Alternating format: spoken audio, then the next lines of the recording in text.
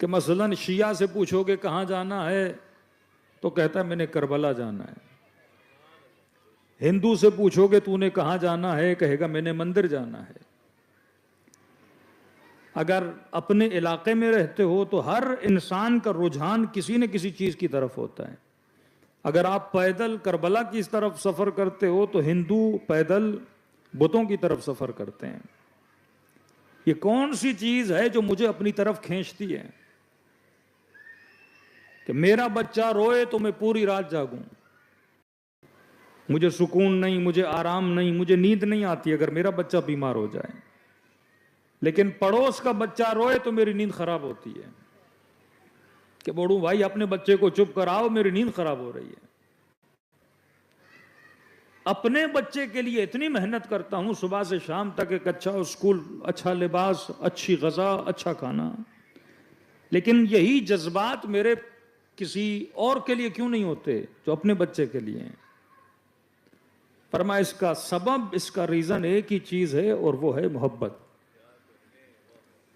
صبح سے شام تک یہ محبت آپ سے محنت کرواتی ہے. یہ اتنی انرجی جو میرے بدن میں آتی ہے اس کا ریزن صرف ایک چیز ہے اور وہ ہے محبت. اب محبت اگر پتھر سے ہو جائے تو میں پتھر کے پیچھے، اگر محبت سونے سے ہو جائے میں سونے کے پیچھے. یہی محبت اگر کسی انسان کے ساتھ ہو جائے میں صبح سے شام تک اس کو پانے کے لیے محنت کرتا ہوں. یہی محبت اگر کسی ملک سے، کسی مذہب سے، کسی عقیدے سے ہو جائے، ہر انسان دعا کرتا ہے کہ پروردگارہ مجھے سکون عطا فرما. اصلاً کبھی سوچا ہے کہ یہ سکون کس بازار میں ملتا ہے؟ دنیا کی کون سی دکان ہے جو آپ کو کہے کہ مجھے $10,000 دو میں تجھے سکون دیتی ہوں؟ نہیں دے سکتی. دنیا کا وہ کون سا مال ہے کہ جہاں پہ آپ ملینز آف ڈالر خرچ کریں لیکن آپ کو وہاں سے سکون ملے؟ کسی نے سمجھا کہ سکون مال میں ہے، مال مل گیا لیکن سکون نہ ملا. کسی نے کہا کہ سکون آسٹریلیا کی نیشنلٹی میں ہے، جب مل گئی کہ اب بھی سکون نہیں آیا مولانا. کسی نے کہا شادی کروں گا تو سکون ملے گا، بیوی آ گئی کا سکون تو اب بھی نہیں ملا. کچھ نے کہا تو ہم اور زیادہ سکون تباہ ہو گیا ہے. کسی نے کہا مولانا دعا کریں کہ اولاد ملے شاید مجھے سکون مل جائے. جس دن اولاد پیدا ہوئی تھوڑا سکون آیا لیکن دن جیسے گزرتے گئے وہ سکون کی کیفیت جو پہلے تھی ویسی رہی. ہالی ووڈ کی ایک بہت بڑی ایکٹریس جس نے خودکشی کر لی، بلینز آف ڈالر کی مالک، دنیا میں سب سے زیادہ شہرت، انسٹاگرام پہ سب سے زیادہ لائکس اینڈ فالوورز. لوگ پریشان تھے کہ اس کے پاس دولت ہے، اس کے پاس گھر ہے، مطلب اس کے پاس جو تھا لوگ رش کھاتے تھے کہ میرے پاس بھی ہو. جس گاڑیوں پہ چڑھتی تھی، جن گھروں میں رہتی تھی، لوگ تمنا کرتے تھے کہ ایسا گھر مجھے مل جائے، ایسی گاڑی مجھے مل جائے. لیکن اس نے خودکشی کر لی اور خط لکھا کہ میرے اندر ایک عجیب سی بے چینی تھی.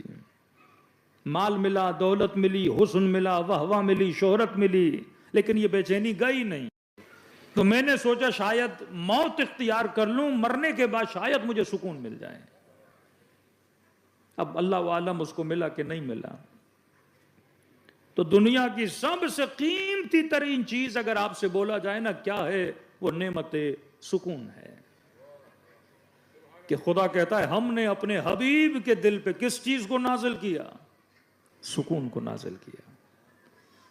کہ مولا حسین کا سر قلم کرنے والا کہتا ہے کہ میں نے حسین کے چہرے پہ کس چیز کو دیکھا؟ سکون کو دیکھا، اطمینان کو دیکھا. کہ یزید تخت پر بیٹھ کر بھی پریشان تھا اور سیدہ زینب کے ہاتھوں میں رسیاں تھیں پر سکون کے ساتھ کھڑی تھیں. یہ سکون کی دولت کہاں سے ملتی ہے؟ یہ سکون کی طاقت نہ کوئی ڈاکٹر، نہ کوئی پڑھا لکھا بندہ، نہ کسی ٹیبلٹ میں، نہ کسی چیز میں سکون نہیں ملتا. اصلاً یہ صبح سے شام تک پورا ہفتہ کام پہ جانے کے بعد آپ ان انگریزوں سے پوچھو گے کہ 2 دن پب میں جاتے ہو، کلبز میں جاتے ہو، کیا لینے؟ تو کہتے ہیں ہم پیس آف مائنڈ کے لیے جاتے ہیں، سکون کے لیے جاتے ہیں.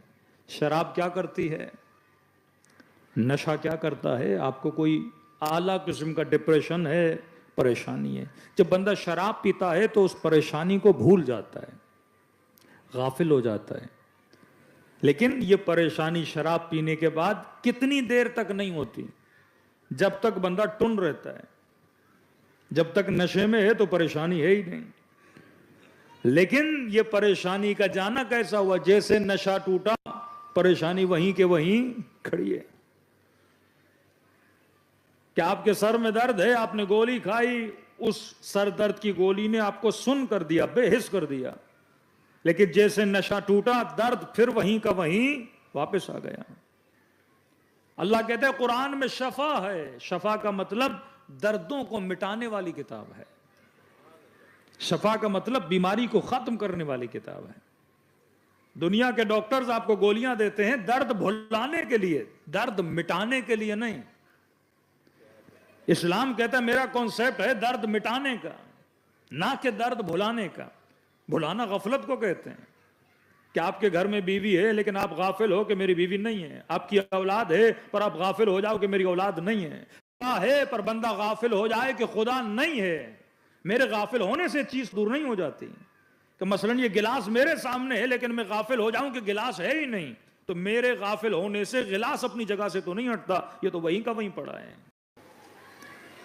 تو دنیا کی کوئی بھی ایسا بازار نہیں ہے، کوئی بھی ایسی دکان نہیں ہے، کوئی بھی ایسا مال نہیں ہے جو اس دنیا میں آپ کو سکون عطا کرے. الا بذکر اللہ تطمئن القلوب، کہ اللہ کے ذکر سے دل مطمئن ہوتے ہیں، دل سکون پاتے ہیں. کتنی میٹھی بات ہے کہ اللہ کے ذکر سے دل مطمئن ہوتے ہیں. لیکن جوان نے کہا مولانا اتنا ذکر کیا دل ہو ہی نہیں رہا. الصلاۃ تنہی عن الفحشاء والمنکر، نماز فحشاء سے بچاتی ہے، گناہوں سے بچاتی ہے، بدکاریوں سے بچاتی ہے. کہ مولانا نماز پڑھ بھی رہے ہیں لیکن پھر بھی گناہ کر رہے ہیں. وہ کون سی نماز ہے جو مجھے منکر سے بچائے گی؟ وہ کون سی نماز ہے جو مجھے فحشاء سے بچائے گی؟ وہ کون سا ذکر ہے جو میرے دل کو مطمئن کرے گا؟ تو آپ نے راز سکون کو سمجھنا ہے کہ سکون کس چیز سے ملتا ہے. کہ شروع دن سے کہہ رہا ہوں کہ انسان اسی لیے ہے کیونکہ اس کا مقصد ہے، اور مقصد وہ ہو جو تابع عقل ہو. اب محبت سے انسان بچ نہیں سکتا. کسی نے میرے چوتھے امام زین العابدین علیہ الصلوۃ والسلام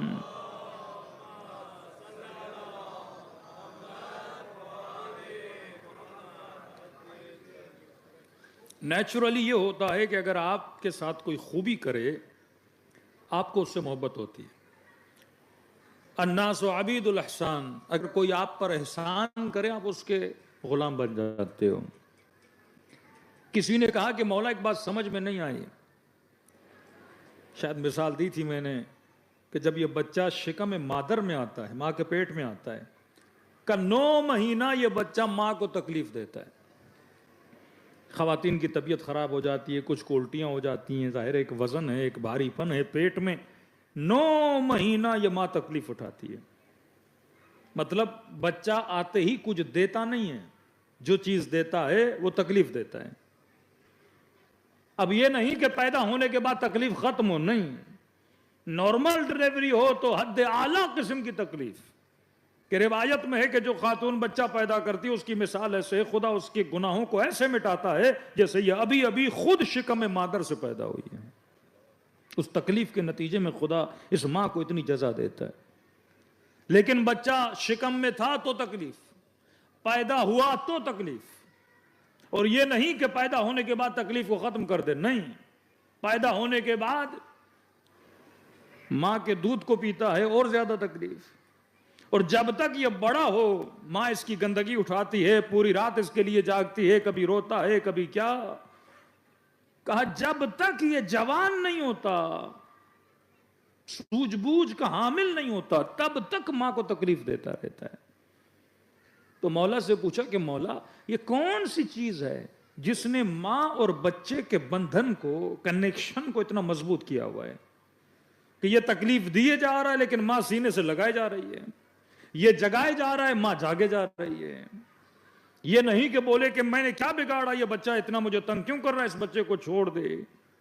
مولا اس بچے نے کچھ ایسا نہیں کیا کہ ماں اس سے محبت کرے، نہ کوئی اس نے آتے ہوئے کوئی احسان کیا ہے کہ ماں اس کے احسان کا بدلہ چکائے، بلکہ ماں کے احسان ہے، اسی کے خون سے بنا۔ کہ مولا یہ کون سی چیز ہے جس نے ماں اور بچے کو آپس میں جوڑے رکھا ہے؟